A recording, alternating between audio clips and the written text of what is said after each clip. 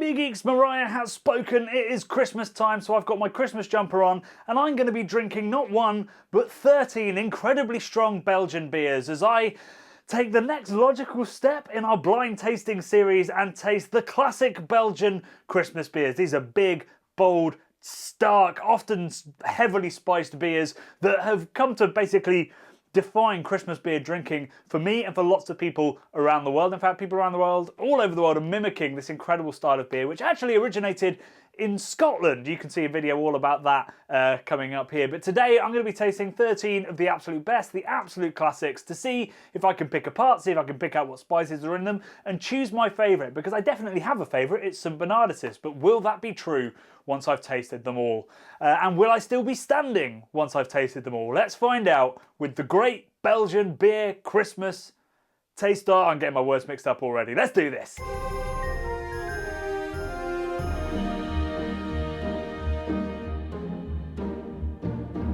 So this is the Great Belgian Christmas Beer Taste-Off. The rules are the same as with all of the lager ones. I'm not going to know what's being poured, although I do know a lot of the beers that have been bought because, well, I had to source them. I'm going to be marking them out of 10 for their aroma, for their palate, their flavour, their texture, and for the aftertaste, and coming up with final scores for all of them, and then working out which was my favourite, which was the worst, and seeing which Belgian breweries embarrassed themselves. Let's bring on the first 4 beers.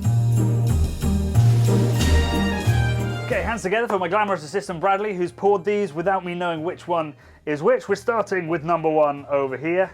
I mean, they all look basically identical, which I expected.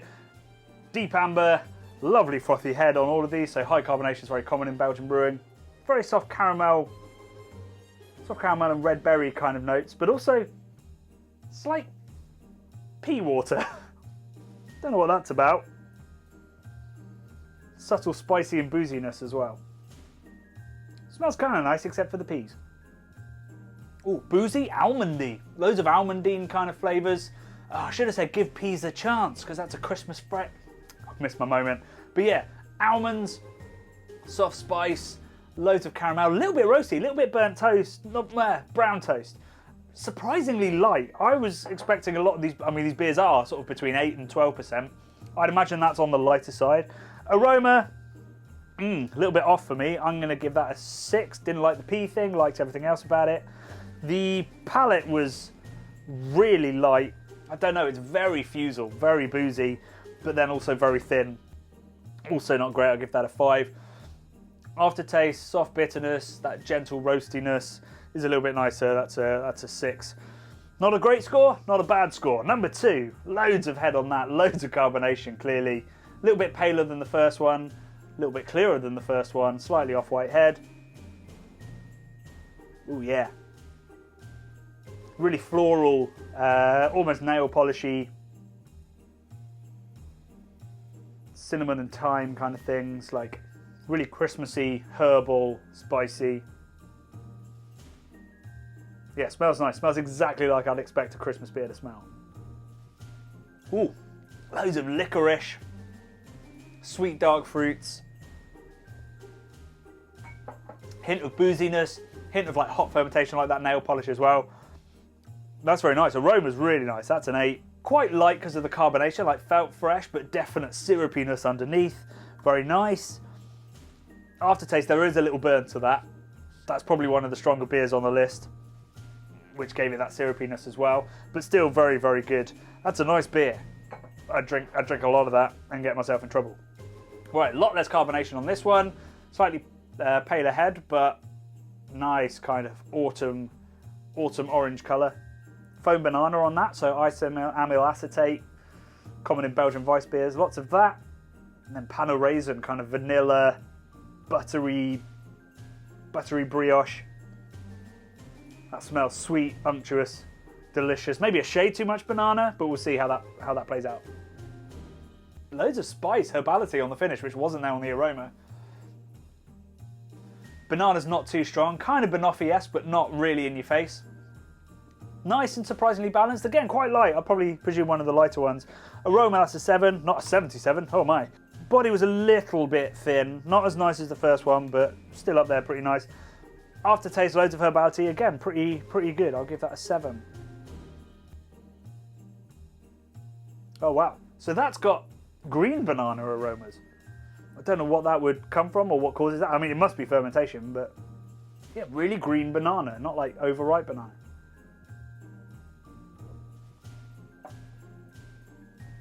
Light, candied.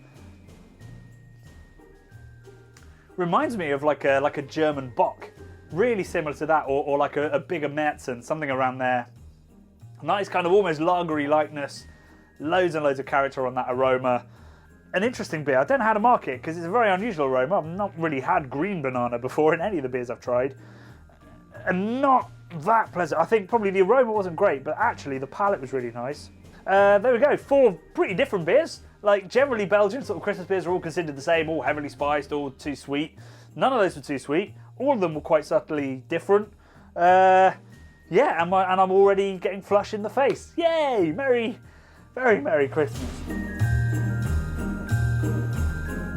Okay, so first thing to note is one beer that looks entirely different to all of the others so far. Looking forward to that at the end. But let's start with the ones that look identical. Yes, see above. Whoa! Whoa. Loads of nail polish, caramel, sweet, hedonistic, honey. Yeah, really sweet, like syrupy honeyness. Oh, it smells very exciting indeed. Boozy, frothy, sticky, like fruitcake, but coated in caramel. That's a big old beer. I like it a lot. The aroma, that's an 8. Palate, it's an 8. Aftertaste is a little bit boozy. There's kind of a licorice thing that comes through. Not quite as good as the rest of it. Could be a little bit cleaner. So I'm going to lose just 1 there. But that's our current winner right there. That's a big old beer. If that's St. Bernardus, I'm going to be very pleased.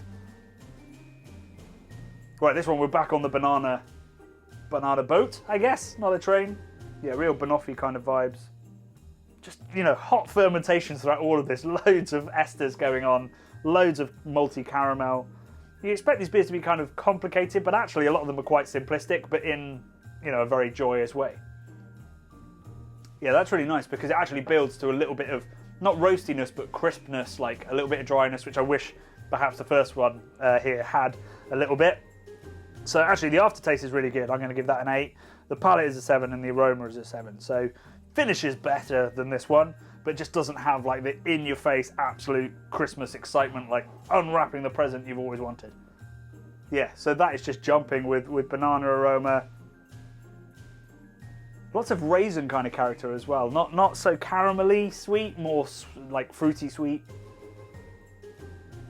Smells like Christmas cake, to be fair to them. If that was their aim, they've absolutely nailed that brief. It is like dark, you know, how Christmas cake, the edges get slightly burned, and it's got a bit of that going on as well. Not burnt, but, you know, better cooked than the middle moistury bit.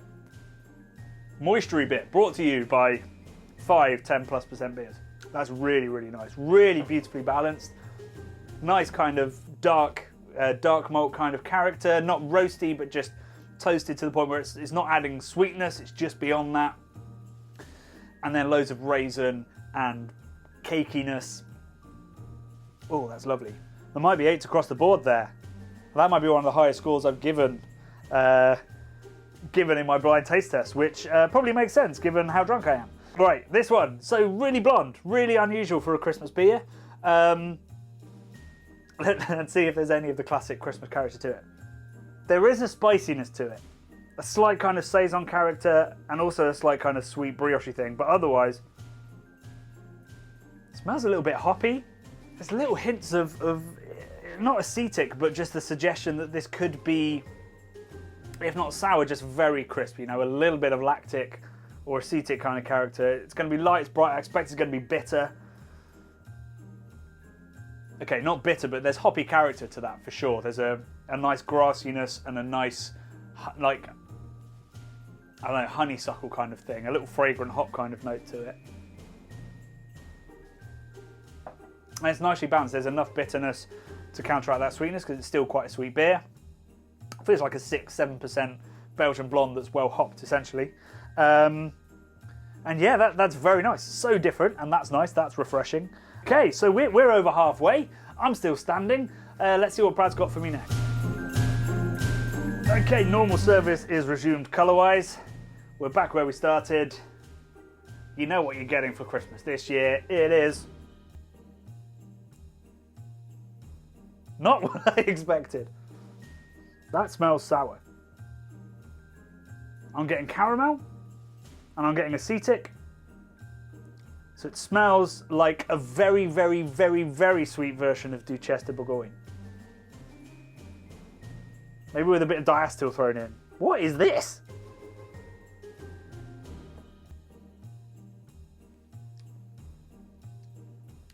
It's not sour, but I don't know what it is. A bad fermentation. A bad beer. It smells like the kind of berry that you'd find on a walk and never eat because you knew it was going to kill you. 3 for the aroma. The palate was alright, but it was very thin. It felt like the yeast had really got through it way too quickly, gone too far. It's a 5. There was no aftertaste, and I want aftertaste in these beers, you know? It's a 3 again. Gnarly. There's always one in these blind taste tests, and I swear we don't pick it that way. We only really pick beers that are comparable, but apparently not. Right, so this looks the same as the last one, but I bet it's going to smell very different. Well, it smells very different to all of them. Good lord. Orange and thyme. Raisin bread. Smells delicious.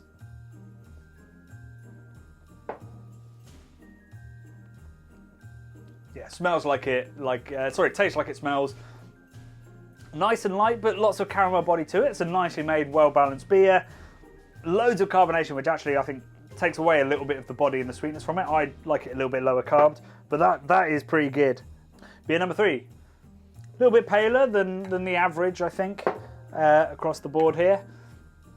Smells light and bright and kind of caramaki, if you remember that bar.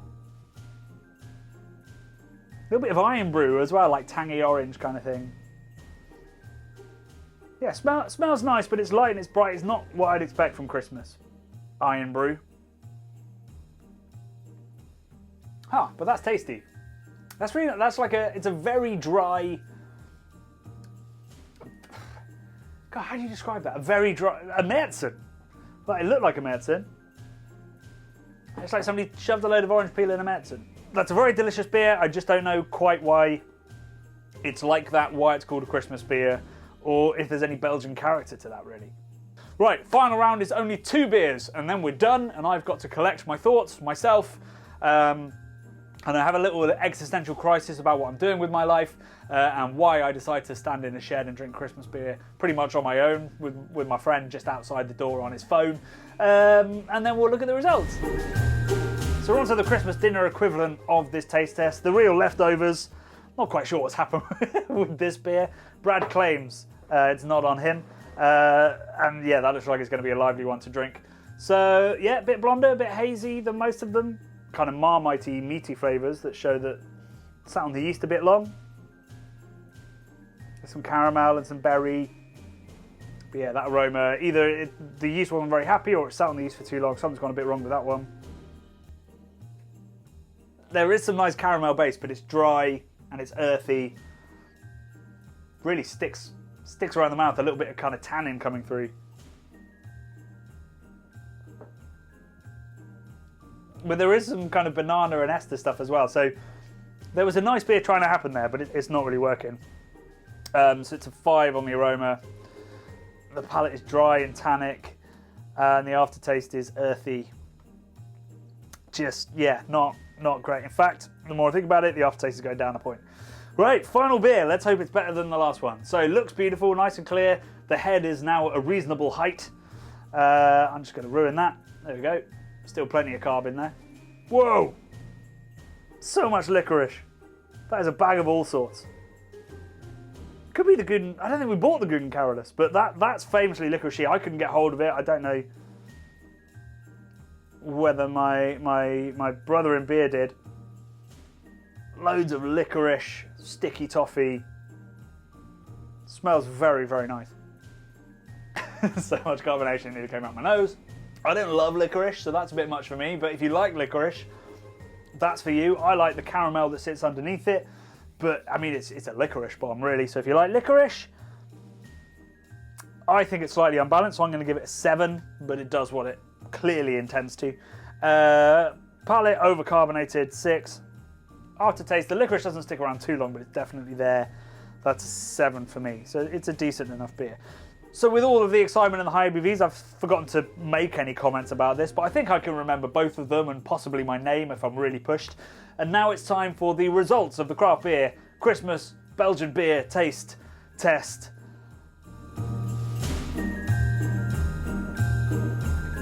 So I'm seeing these results for the first time. We've got the first beer here, followed round to the final beer, and I've now got it in my spreadsheet. We've highlighted very kindly the top and the bottom beer. So let's start with the bottom, which is Gordon. I even have Gordon beer Christmas socks, so I'm gutted that this is atrocious. It was just, yeah, gnarly as hell. Like, definitely, it smelt like real ale that had been, you know, on the bar for too long and started to go acetic and oxidised. Just, yeah, nasty caramel and vinegar. Very, very poor beer. The Duranker Père Noël also scored pretty poorly, really earthy. And you know, this is a brewery I love. I love so much of what they do, but that was just not great.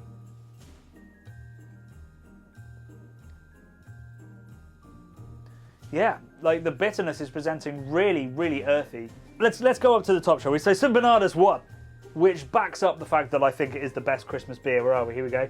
New label. Not sure how I feel about the new label. Looks a little bit modern, a little bit clean to me.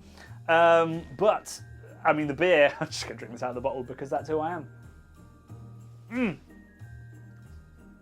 Yeah, the beer is absolutely goddamn stunning. What came close? What came close? So the Bush, which is the strongest of them, that's the 12%er. That scored really well. I'm just going to sip a 12% beer from the bottle. Yeah, really nice. Loads of banana and caramel, proper banoffee. An absolute stunner. Which was the blonde one? Bonsec. Here we go. Is this the blonde one? Yeah, so that's the blonde one, which had a nice little bit of hoppiness. Spilled beer on my laptop. Not the first time on today's shoot. Yeah, really nice, like... Now going back into it, there's green apple and there's licorice, but there's also soft honey. It's a very nice smelling beer. And a very nice tasting beer. So that's super impressive, that one as well. Like, when everything else was trying to do one thing, these people tried to do something different and it really works. It's really, really delicious. So I'm going to be drinking more of that in the future. I think that's a really nice kind of crisper beer to have on your Christmas day. Maybe a great beer with Christmas dinner, I think, perhaps. Not with Christmas pudding like the rest of them, which all tasted like Christmas pudding, except for this monstrosity. So what have we learned here? We've learned that the more I drink, the quicker I talk, and I need to try and slow that down. We've learned that blonde Christmas beers can work and can be delicious. We've learned that Gordon may have nice socks, but the beer is not good. We've learned that Duranker can make a bad beer, and Père Noël is that one, because everything else is stunning from them. And we've learned that my palate can be trusted, because St. Bernardus was my absolute favourite. So this is the start of our Christmas content on the Craft Beer channel. There'll be a lot more Brad, there will be a lot more of these very, very strong beers, and then some also very ridiculous gadgets. This year, if you're not watching this too late, we do have a live show on the 22nd of December, so join us for that. I'm sure we'll be cracking some equally ridiculous beers from the people we're collaborating with, Brew York. But otherwise, buy St. Bernardus, buy Bon Secours, and also buy the Bush, because those three beers are absolutely stunning. Merry Christmas, better than a mince pie. Sorry, Tinsel.